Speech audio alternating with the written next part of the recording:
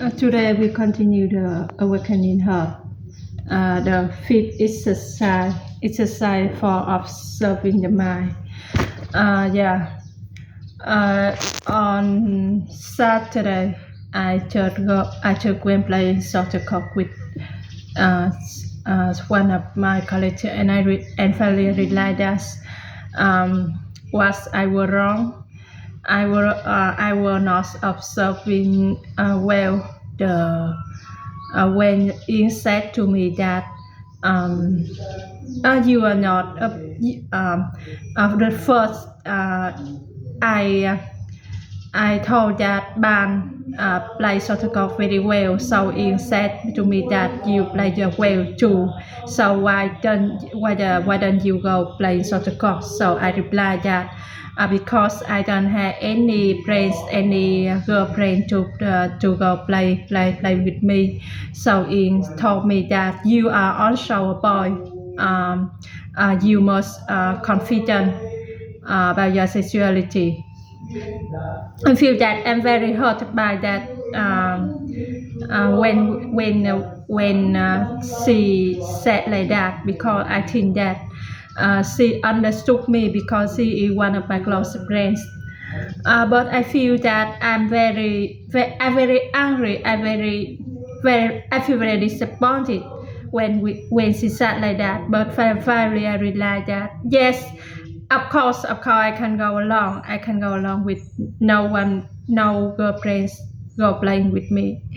And that afternoon I feel that I feel very happy with a boy going with me, not a girl.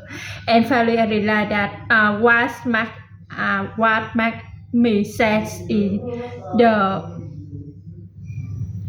the talk of me myself, not everyone else, that make me sad. And when I edited the talk of thầy Master Thích Nhất Hạnh, I realized that what hurt us, what make us says is not from outside, it's from inside. And I'm very interested in a story that there is a woman. She had a little boy. The first time the little boy, when she come to work, and the little boy stay at home alone, and then he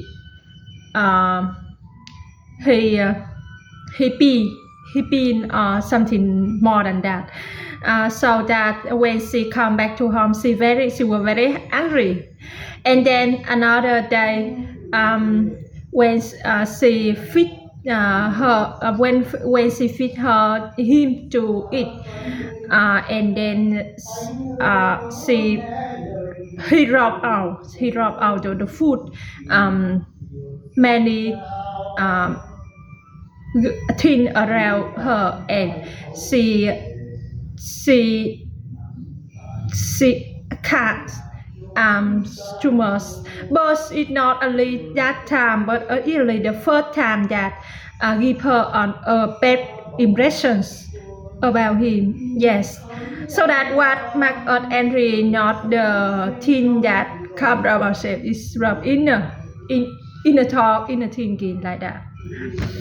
And suddenly today I open the book and I feel and I see the exercise for observing the mind. I think that nothing is consistent.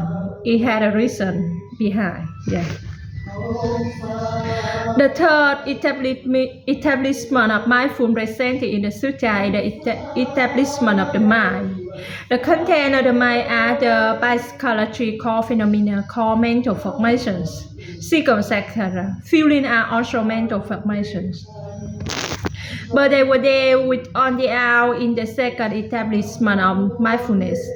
Because the sphere of feeling is wide, what remains are all the other by psychological phenomena such as perception, mental formation, and consciousness. They are all mind function and are the object of our mindful obsession. The mind formation can be either mental, physical, or physiological. Different school of Buddhism list different number of mental formations. The Abhidharmakasa school lists 46, the Sakya school lists 49, and the Dharmakalaska school lists 51. The Sutra for establishment of mindfulness lists only 28 mental formations, including desire, anger, ignorance, disturbance, narrowness, limitedness, lack of concentration, lack of freedom, dullness, and low sign. Agitation and remorse, they are the opposite, not desiring, not hating, non-ignorant,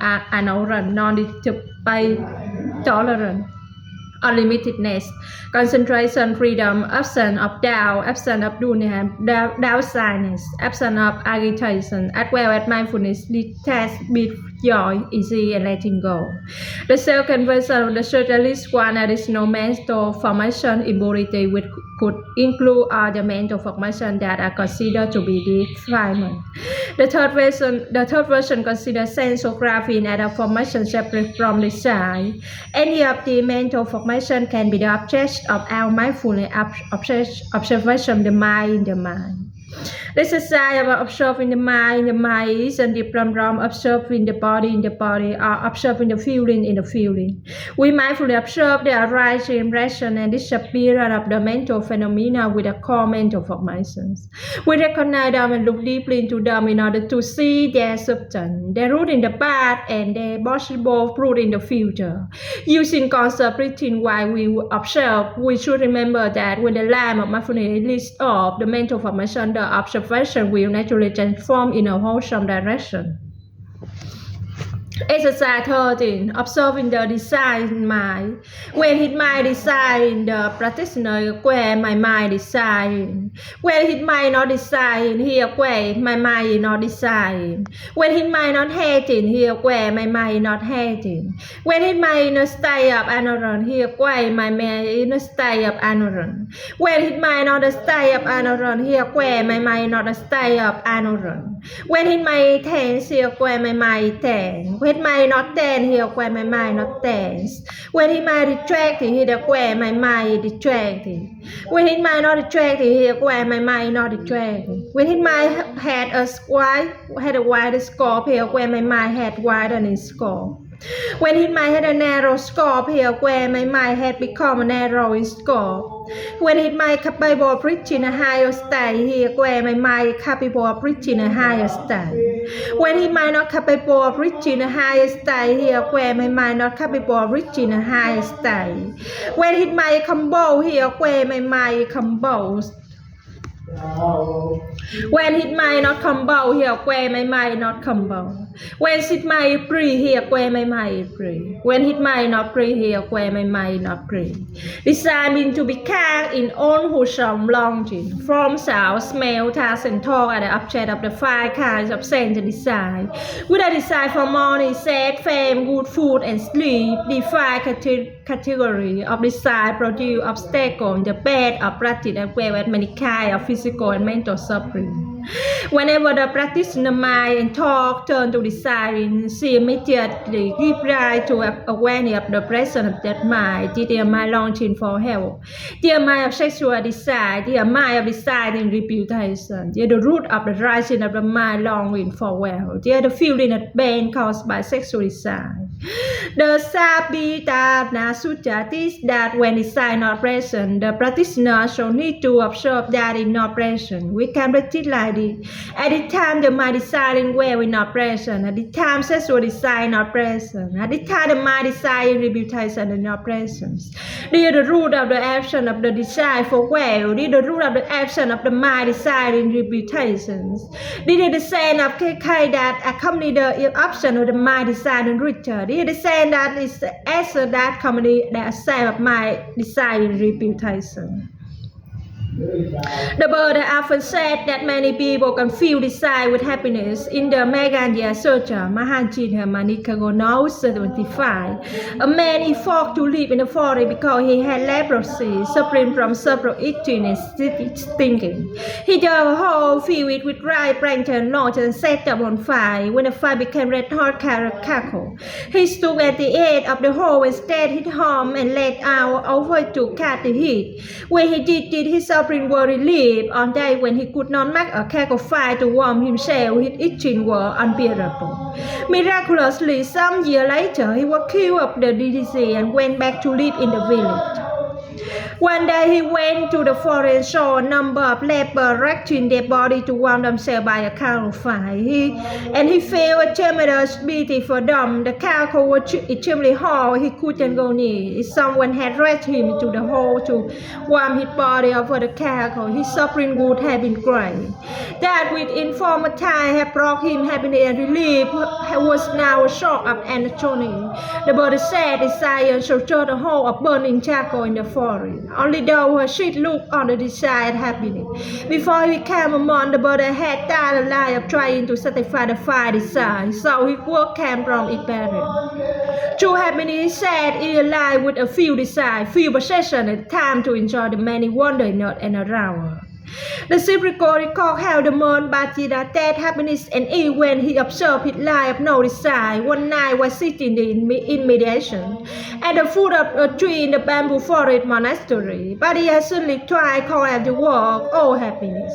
The next morning another bhikkhu reported it to the Buddha, thinking that the monk Bajika regretted losing the high position he had when he was a governor. That afternoon after the Dharma talk, the Buddha summoned Bhedaya and asked, "Is it true that yesterday during your meditation you call out joy or happiness?" Bhedaya replied, "Venerable sir, it's true that last night I called out joy or happiness." Why the Buddha asked him, retell the community. But I replied, "Venerable sir, when I was governor, I lived in luxury and had great power and influence.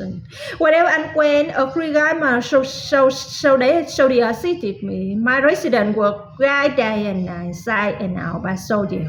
In spite of this, I was always anxious, afraid and insecure. Not a bhikkhu. I go in the forest on my own, sit along at the foot of a tree, sleep along without a curtain or mat. And I never had any feeling of anxiety or fear. I feel a grace inside of ease, joy, and peace that I never felt when I was governor. I do not fear a sense of thief because I had nothing to be stolen or fell over. I live at a light in the forest during that night meditation. I feel clearly that feeling of ease, and that is why I raise my voice and call out triumph or happiness. Even if it disturbs any of my fellow practitioners, I simply apologize, Venerable sir." The Buddha praised the monk Bhadiko and said to the community, "The monk Bhadiko is making steady and stable progress on the path of contentment and fearlessness. He had the feeling of joy even the goal long for." In the Vinavada school of Buddhist life psychology, desirelessness and the absence of longing for something classified one of the 11 Wusha mental formation. Desire equals the basic condition that make possible the feeling of joy, peace, and ease that the monk Bhadaya rely while living the simple life. Simplicity to have few desire to be content with just a few possessions. Desire in the basis of true happiness, because in true happiness there must be the element of peace, joy, and ease. Exercise 14. Observing angel. When angel is present in him, he aware. Angel is present in me. When angel is not present in him, he aware. Angel is not present in me. When angel begin to arise, he aware of it. When all the arising anger is abundant, he aware of it. When angel already abundant will not rise again in the future, he aware of it. The exercise to absorb our angel in mindfulness. In Buddhism, we learn that a person is comprised of the 5 regions: form, feeling, perception, mental formation, and consciousness. Angel belong to the aggregate of mental formation, and the unpleasant feeling that go along with the angel belong to the aggregate of feeling. The mastery of our angel is an important step on the path of practice. In identifying the presence and the absence of angel in bring many benefits. For our work of mindfulness observation to be wholehearted, we combine the work of observation with consciousness breathing. The first benefit of mindfully observing the presence and absence of anger that we see that when anger is not present, we are much happier. Anger is like a flame blazing up and consuming of air cell control, mark a thin silent routine that we will probably do again later. The action of body, speech, and mind that we perform while we angry take a long while along the road to hell.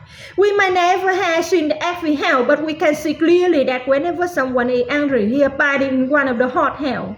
Anger and hate are the material of which the act we hell are made. A mind without anger, cool, red, and sand is one of the elements wholesome mental formation. The action of anger is the basis of real happiness, the basis of love and compassion. The second benefit of mindfully observing the presence and absence of anger is that by just identifying our anger, it lost some it is the dirty and nature.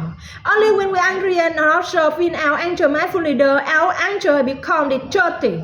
When anger is born, we should follow our breathing closely while we identify and mindfully observing our anger. When we do that, mindfully had already been born in us, and anger can no longer monopolize our consciousness. Awareness stands alongside the anger. I know that I am angry. This awareness is a companion for the anger. Our mindful observation not to suppress or deprive out for the anger, but just to look after it. This is a very important principle in the meditation practice. Mindfully observation is like a claim that gives life. It not just the truth, it looks like our anger, sponsor it, look after it in a affectionate and caring way. Like an older sister looking after and comforter her younger sibling. When we are angry, our anger is our very self to spread of joy and away our anger is to spread a joy away ourselves. When we are joyful, we are joy. When we are angry, we are anger. When we love, we are love. When we hate, we are hated. When anger is born, we can be aware that anger is an energy on earth, and we can change that energy into another kind of enemy. If we want to transform it, first we have to know how to accept it. For example, garbage can fill with the combustion and smelly organic material can be transformed into compost and later into beautiful rose. At first, we might see that the garbage and the flower are separate and opposite, but when we look deeply, we see that flower already exists in the garbage, and then the garbage already exists in the flowers. The beautiful rose contains the garbage in it. If we look carefully, we can see that it only takes one week for flower to become garbage. The smell of garbage already contains beautiful flower and fragrant herbs, such as coriander and the basil. When a good organic guide look into the garbage can, she can see that, and so she does not feel sad or disgusted. Instead, she values the garbage and doesn't discriminate against it. It takes only a few months for a garbage to transform into fragrant herb and flower. We also need the insight and non-dual vision of the organic garden with regard to the anger and despair. We need not be afraid of them or reject them. We know that anger is a kind of garbage, but they are within our power to transform it. We need it in a way the organic gardeners need compost. If we know how to accept our anger, we already have some peace and joy.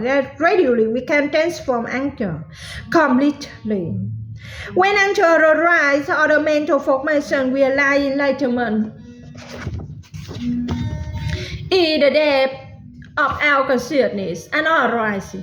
The deep consciousness is correlated by the Vikanavada school. Roy said in love and hate, for example, are presently area when we are angry, but they lie beneath the surface without manifesting like seed, solid behind the ground. If we let the anger express itself without giving it a sponsor, it can do a lot of damage inside and outside Earth. When the mental formation mindfulness arrives from earlier, it can become the spiritual friends of the mental formation anger. As we follow our breathing and sponsor our anger with mindfulness, the situation becomes less and less dangerous. Although the anger is still there, it gradually loses its strength and begins to transform into another kind of energy like love or understanding.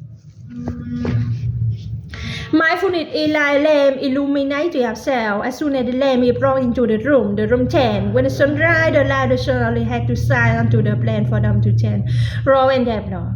The life of the sun of being not to be doing anything at all, but enjoy doing a lot. Under the influence of the sun, the plant produce chlorophyll and become green. It tends to the grow a plant that the animal species had what they need to survive. If the sun keeps shining on the bud, the flower will open. When the light of the sun penetrates the flower bud, the photon transforms it and the flower opens. Our mindfulness had the same function as the light of the sun. If we share the light full awareness steadily on our state of mind, that state of mind will transform to something better. Thanks to the illuminating light of awareness, we can see the root of our anger. The bond of meditation to look deeply into thin in order to be able to see the nature. The nature of thin interbate and origination, the true shock of everything that we look into our anger, we can see its root, such as misunderstanding or ignorance, clumsiness or lack of skill. The surrounding of society, hidden resentment and habit of our conditioning. The root can be present both in ourselves and in the person who play the principal role in allowing the anger to arise. We observe mindfully in order to be able to see and understand. Seeing and understanding are the element of liberation that allow us to be free. So the suffering that always accompany anger. Seeing and understanding bring about love and compassion. They are the balm of bodhisattva, a compassion that cool our heart and mind as we had already seen our anger feel and energy. Tend to our mindful observation and insight into its root, we can turn the energy into the energy of love and compassion, of constructive and healthy energy. Usually when people are angry, they say and do things that cause damage to others and themselves. There are people who speak and act in ways that wow others. They believe that doing so will release the field of angry energy that is burning in the heart. They say and scream, beating, and shoot poison around or spit at others. The method of release are dangerous. Sometimes people try to find a way to break the anger in a less dangerous way. They may go into the room, close the door behind them, and pull a pillow with all the might.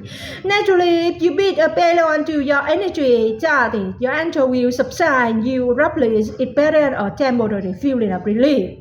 It's often easier to beat than anger, but the root of the anger remains untouched, and when the conditions are right, the same anger will rise again.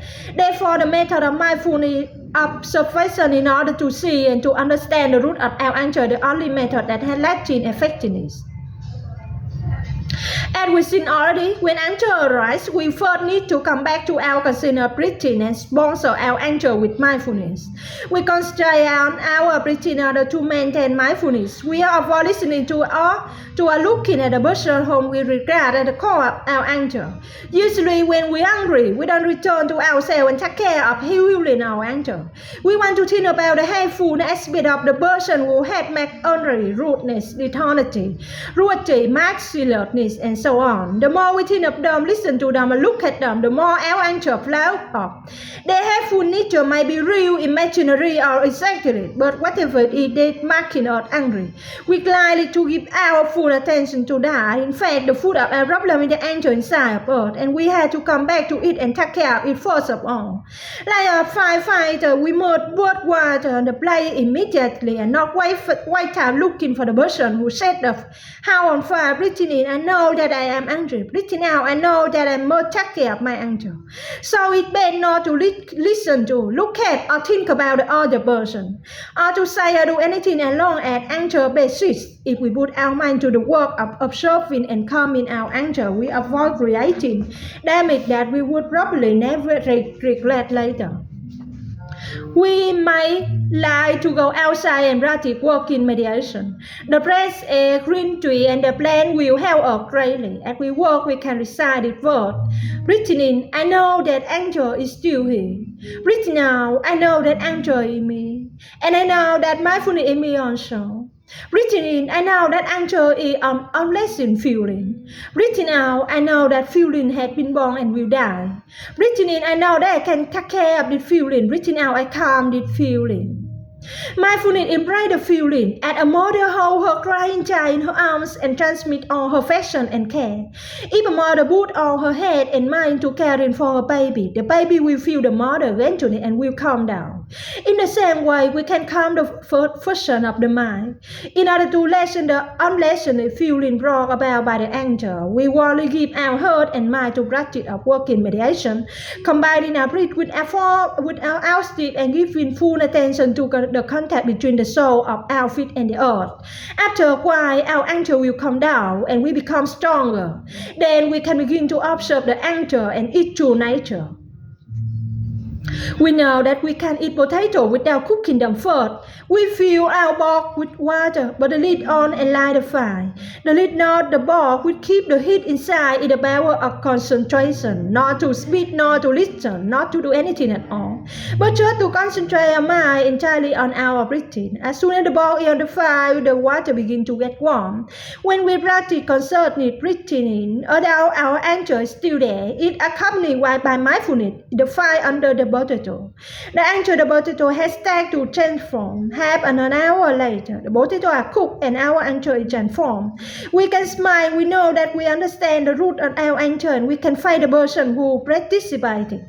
Our anger root in our lack of understanding of ourselves and of the core deep as well as immediate, which have brought about the unlessened state of affairs. Anger is also root in desire, pride, agitation, and self-viciousness.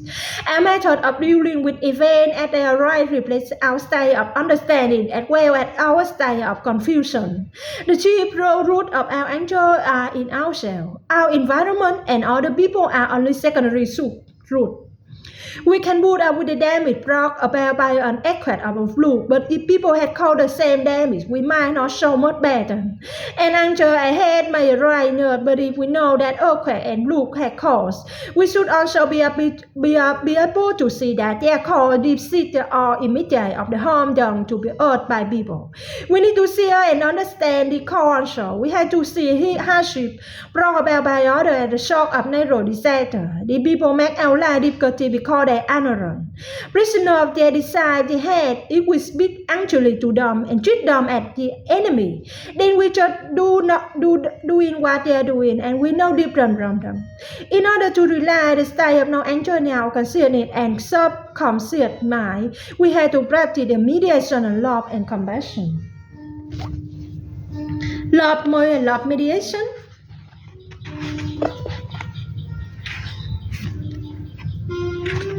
Exercise for observing the object of mind. And the exercise 15, love mediation. When anger not present in him, he aware. Anger is not present in me. When already I rest, anger is abandoned. Here he aware of it. When anger already abandoned, we not rise again in the future, aware of it. We might not attack here when we might not attack. We might not hate in here when we might not hate it. In the eternal Nikana, the Buddha teaches, if a mind of anger desire, the bhikkhu can practice the mediation of love or compassion or unequanimity for the person who had brought about the feeling of anger. Love mediation is a method for developing the mind of love and compassion. Love Pali Metta, Sanctimity, is a mind that is intent on a bringing beat of joy and happiness to others. Compassion Sankti, Kanumai, the mind that is intent on removing the suffering that is present in the other. That is the meaning of the phrase, love is the capacity to give joy, compassion is the power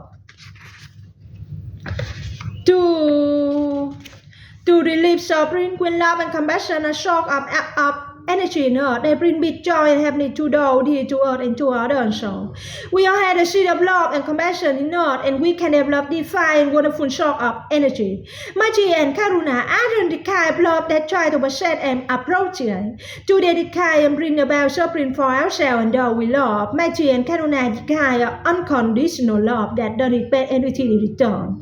Consequently, they don't result in society, boredom and sorrow. The essence of love and compassion is understanding, the ability to recognize the suffering of others. We have to be in talk with the physical, material and physical logic suffering to others. To do so, we have to put ourselves inside the skin of the other. We must go inside the body, feeling and mental formation is better than their suffering. A shallow observation as on a shallow one help see their suffering. In the Satipatthana Sutta, we talk to be one with the object of our observation. We observe the body in the body, the feeling in the feeling, the mental formation in the mental formation. When we are in contact with the suffering of another, a feeling of compassion is born upon immediately. Compassion literally means to suffer with the other, looking in the other to see the suffering in another person to do the work of mediation. If we seek Lord later, follow our breathing and observe someone mindfully, we can be in contact with his suffering and the energy of compassion right now. We can also do this while walking, standing, lying down, sitting, speaking, and acting, not just when we are sitting in meditation. The physical and biological suffering of that person will be clear to us in the light of our mindful observation. When the mind of compassion arises, we have to find a way to nourish and erase it. When we come into contact with the other person, our talk and action should erase our mind of compassion. Even if the person says and does things that are not easy to accept, we practice this quality, we see clearly that our love is not contingent. Open the other person, apologize, and being lovable.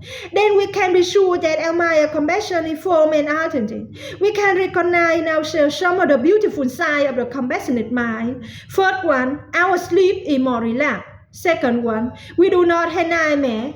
Third one, our working style is more at ease. Fourth one, we are not anxious of regret. Fifth one, we are protected by everyone and everything around us. The person who has been the object of our mediation on compassion will also eventually benefit from our mediation. His suffering will slowly diminish and his life will readily be brighter and more joyful.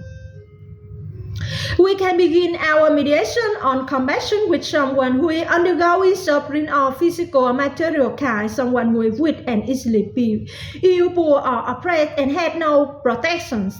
This kind of suffering is easy to see. We observe it deeply, either during sitting mediation or when we are actually in contact with it. We must have enough time if we are going to be in deep contact with the suffering of that person.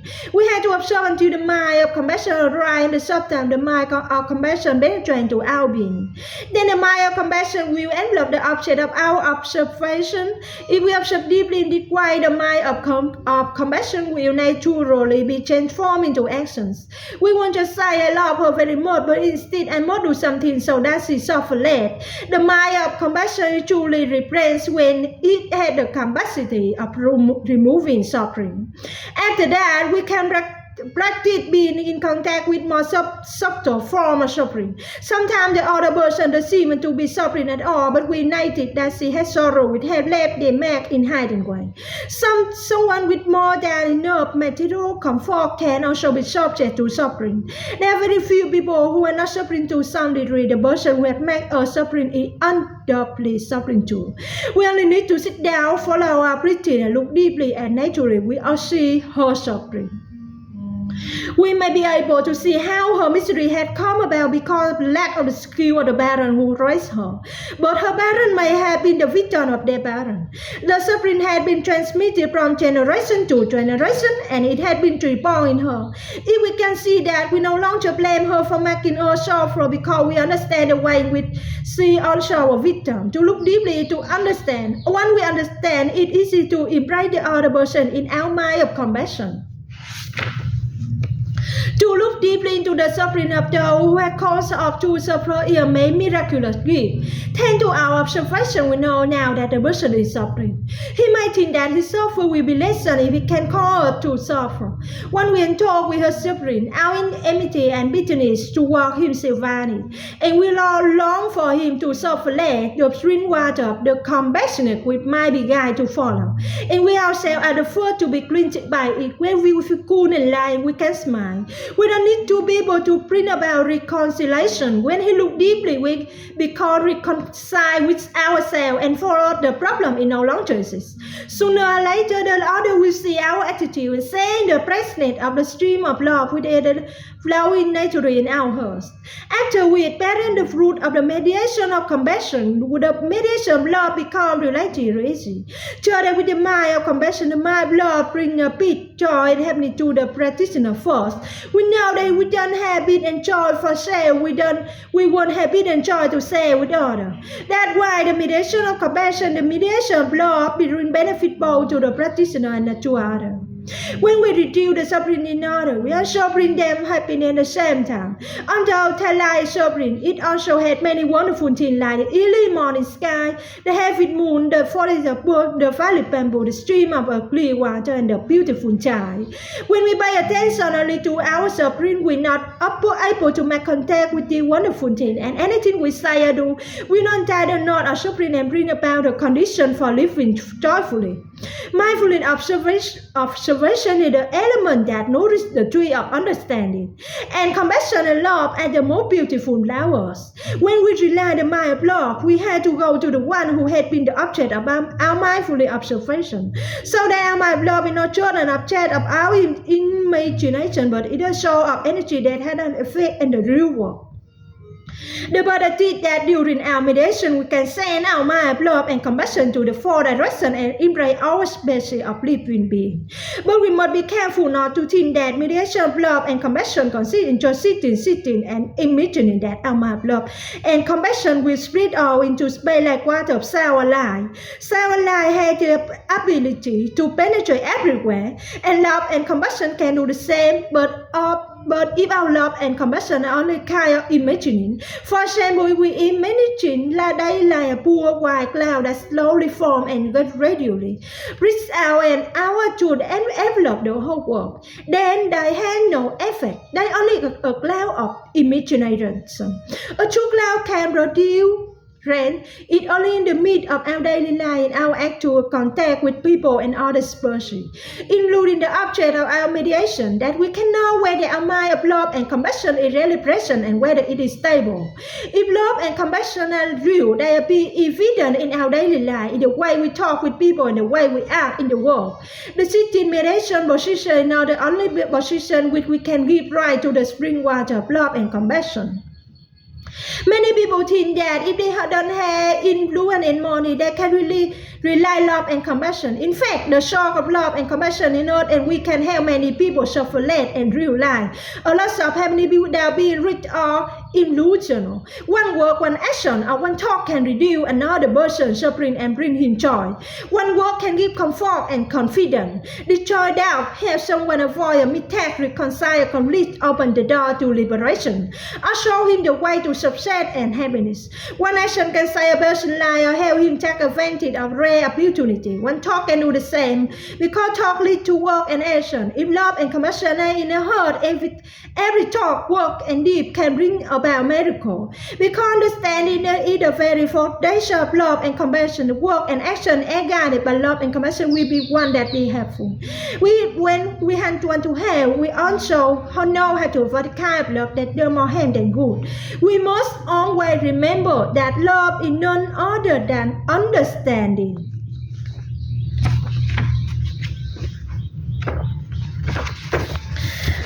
I just read one sentence. I feel that it taught me.